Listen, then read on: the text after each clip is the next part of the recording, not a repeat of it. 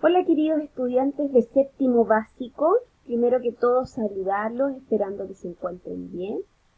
Quiero contarles que ya estamos en la sesión número 15 de nuestro trabajo remoto y que, como les dije en la clase consultiva, además de ver todos los elementos del texto poético del género lírico, en esta oportunidad vamos a trabajar con el objeto lírico y las figuras literarias, ¿ya?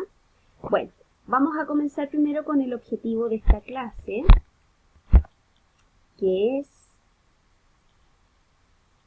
utilizar recursos expresivos del poema, ¿ya? Vamos a utilizar estos recursos para poder identificar, para poder reconocer y también para poder escribir en algún momento acerca o producir un texto poético, ¿ya? Este es el objetivo de aprendizaje. Recuerden anotarlo y con su cuadernito de apuntes para que vayan reconociendo todo lo que se vaya hablando, lo que se vaya tratando en esta clase, ¿ya? Bueno. Lo primero, vamos a hacer un pequeño recuerdo de lo que era el propósito comunicativo y cuál en el fondo me lleva a mí a poder leer o producir un poema, ¿ya? Todo lo relacionado con el género. Primero, la expresión de sentimientos, creación de imágenes y sensaciones, ¿ya? Eso es lo primero que podemos nosotros identificar. Cuando hablamos de la poesía o el género lírico, cuando hablamos de las sensaciones y emociones, tienen mucho que ver incluso hasta con nuestros sentidos físicos, ¿ya? De lo que puede provocar en nuestros sentidos físicos las emociones, la relación que existe. La expresión de lo que yo quiero transmitir en un poema, ¿ya? Recuerden que hay un elemento importantísimo del texto poético, que es el hablante lírico, que es ese ser ficticio que me quiere transmitir ese sentimiento, ¿ya? Bueno, continuamos. Hablamos del lenguaje poético, la clase anterior, donde hablamos de la diferencia entre el lenguaje connotativo y el denotativo. Y esto es importante que lo consideren para que sepan cuál es la diferencia. En el caso del lenguaje poético, vamos a hablar de un lenguaje connotativo, que es aquel que se interpreta, ¿ya? Bueno, aquí hay un ejemplo. El verbo lamer en el verso lamiendo casi muda. No se refiere a que la lengua pase o que roce, ¿cierto? Sino que va más allá, ¿cierto? Que va a una interpretación de los sentimientos que yo quiera poder expresar. ¿Ya? Recuerden que el lenguaje denotativo es el literal, el que me dice las cosas de manera objetiva. En cambio, el connotativo es el que utiliza el lenguaje poético, que es aquel que se interpreta, ¿ya? Que se interpreta, que no es una realidad, que es subjetivo y es lo que yo puedo creer acerca de lo que me está transmitiendo el hablante lírico. Continuamos. Bueno, aquí vimos elementos de la poesía, ¿ya? Vimos, en primer lugar, esperen un segundito, las imágenes. Cuando hablamos de imágenes, la interpretación que se hace por medio de los sentidos físicos, ¿cierto? El que tenga que ver con la vista, el que tenga que ver con el olfato, el que tenga que ver con el gusto, que son sensaciones físicas que se pueden transmitir y que se pueden relacionar con las sensaciones emocionales, que es aquella que yo siento, como la alegría, la tristeza, etc. ¿Ya? Bueno, también hablamos del temple del ánimo, ¿cierto? Que es el sentimiento o el estado de ánimo con el cual el hablante transmite estas emociones al receptor, ¿cierto? Este texto, cualquier texto puede ser un texto poético del amor.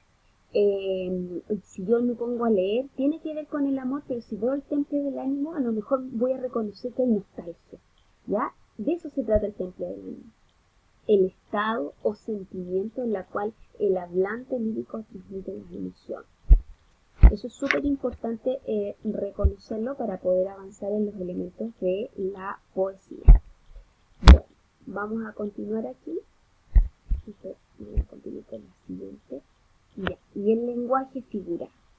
El lenguaje figurado se relaciona mucho con el lenguaje connotativo, en la cual se interpreta algo que no es real, algo que se relaciona con las emociones, que se relaciona con las sensaciones y con los sentimientos.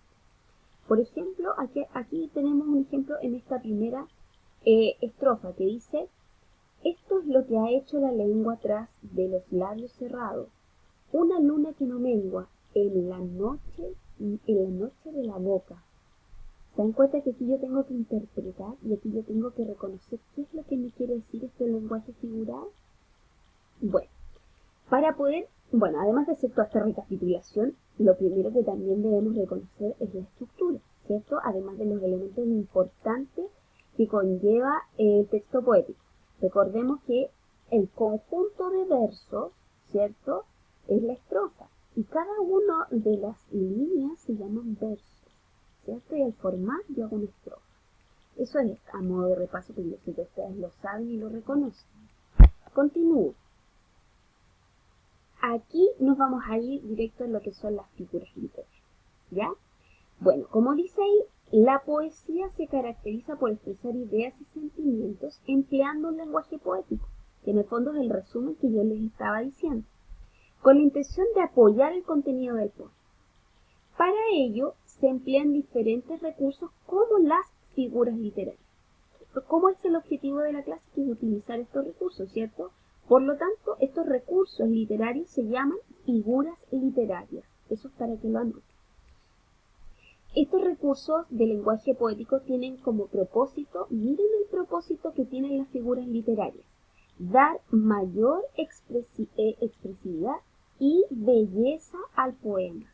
Por lo tanto, ¿qué es lo que quiere hacer? Quiere todavía transformar ese lenguaje poético, figurado, connotativo, que le da más belleza y que le da más expresión.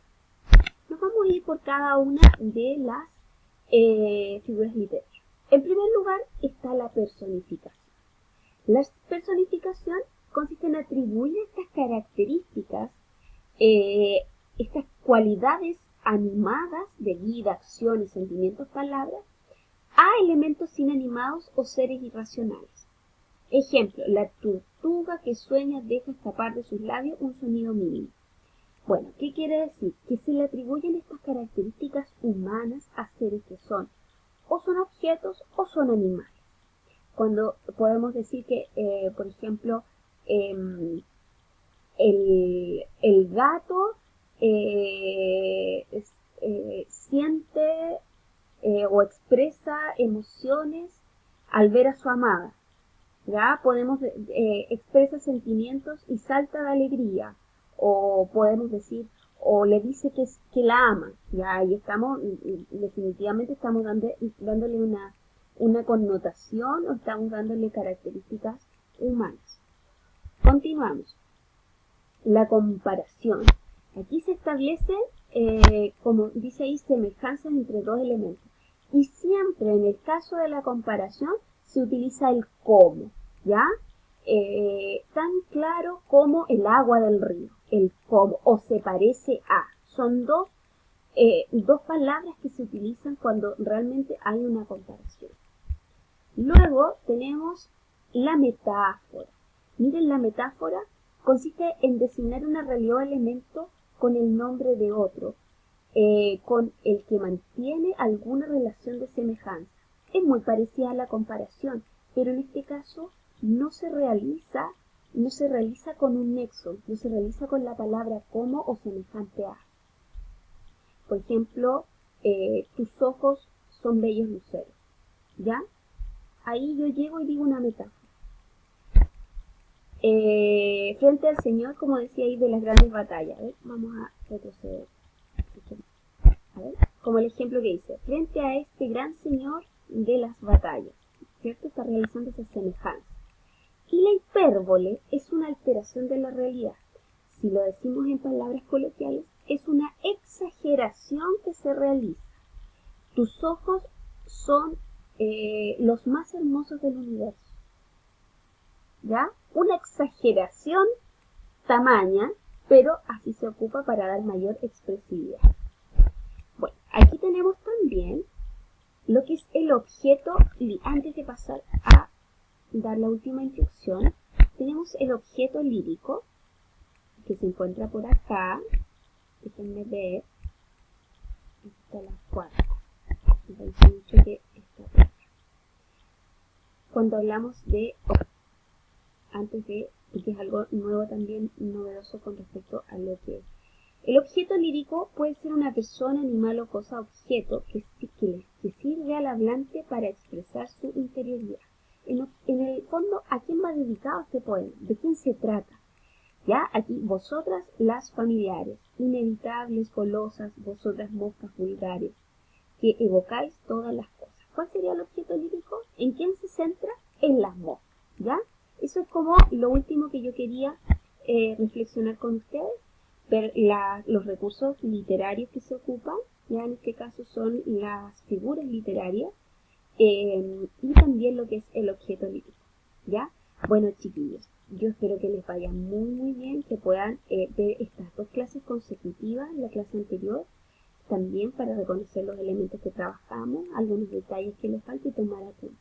Recuerden que todas las guías las suben al Classroom y que la tienen que revisar antes de la clase consultiva para poder ser corregidas. Les envío un fuerte abrazo esperando que estén muy bien y nos vemos en vivo la próxima clase consultiva. Adiós, chao, chao.